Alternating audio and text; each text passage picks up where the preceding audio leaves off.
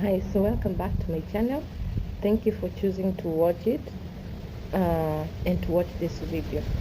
Today I just want to speak shortly, briefly about being an orphan.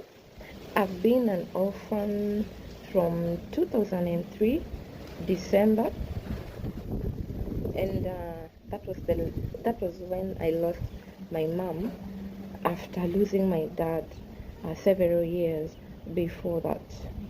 I must say that the journey of being an orphan is not easy. And the cry that people make when they lose a parent, it's from their very deep, most part of their being. It's not a fake cry. All right. And for me, the fact that my parents were responsible for us, they never ran away from their responsibility. They taught us a lot of things in life. They taught us very many life lessons. That alone makes their memory very valuable. And I remember I was from a confirmation class that day when I went to see my mom in the hospital, the day that she passed on. And naturally, I think many people don't know, but I'm gifted with a gift of prophecy, right? So I had foreseen that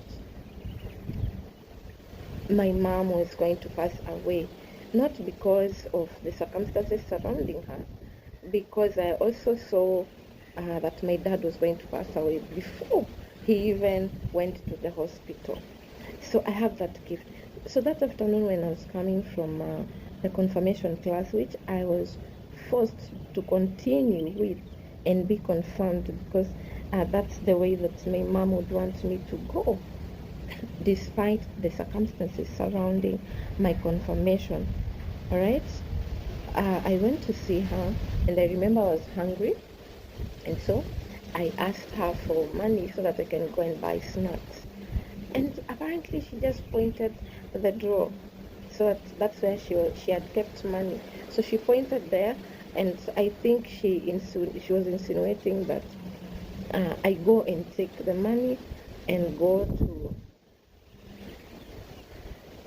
to the canteen and buy myself a snack.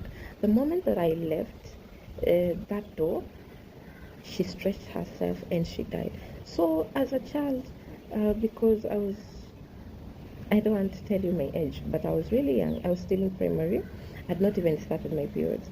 So as a child that I was, I went, took snacks, and I came back. As I was coming back to give her the change or what had remained of the money that I had taken, the doctor told me not to get into that room. And you see, I already, at the back of my mind, I knew that something very wrong had happened. But because of the doubting Thomas that, many orphans are, especially when they lose their parents, I could not believe what my mind was telling me, right? And so I went and sat outside, and then my grandma was called to the office by the doctor. And she was called and she was told, ABC has happened, and you guys need to go and pack your patient's clothes. So my grandma comes and tells me, Sarah, you need to go and pack your mom's stuff. We go home. And I'm like, why should I pack my mom's stuff? Isn't she still admitted in the hospital? And so she was also avoiding to tell me, this is another part, relaying a message to a child that their parents has passed on is not easy. So my grandma was avoiding to tell me directly that, your mom has passed on. So she kept repeating that we need to go and pack our things. So I went to that room and I saw my mom covered, and then covered with a sheet. I touched her legs, they were still warm. I saw her smile. She died smiling. Because, the previous night, the people in the hospital told me that she was praying out loudly in that hospital bed. So I think she already, made covering prayers for us, and she was ready to go. But I was not ready to release her. because she was my mom, and every mom is a guardian angel. They say that this life doesn't come with a manual, but it comes with a mom. So she was my guardian angel. I was not ready to release her. So guess what happened? I started crying. In fact, that is wailing. I've never wailed that loudly and non-stop. Asking God, now what are we supposed to do? I'm a firstborn. What am I supposed to do with my brothers? Why did you allow this to happen to us at that very tender age? I was only in primary, in class 7, finishing. My follower was in class 3 or 4, thereabouts. His follower was in class 1, or even nursery. His follower was 2 months old, my dears. I was asking God, what are we supposed to do? So after I cried for like 2 hours, non-stop, I was pressed, I peed on myself, and that was the most painful experience I've ever encountered. It changed my life. No one loses a parent and remains the same. Alright? And so people should know that orphans have been forced by life circumstances to master the art of detachment. And do you know why? Because they've already taken in so many losses, and so many people have already left them naturally, or some sorry for that, have let them down. So when they get into a relationship, and people will tell you this about me, when I get into a relationship, I'm very genuine about it. I show up for that relationship more than 100%, because I understand what it feels like to have people around me live or not being genuine.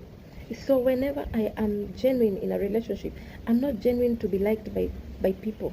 I'm genuine because I understand what it feels like to be left hanging by people who are not genuine. I also understand what it means for people to live because they've been called by God.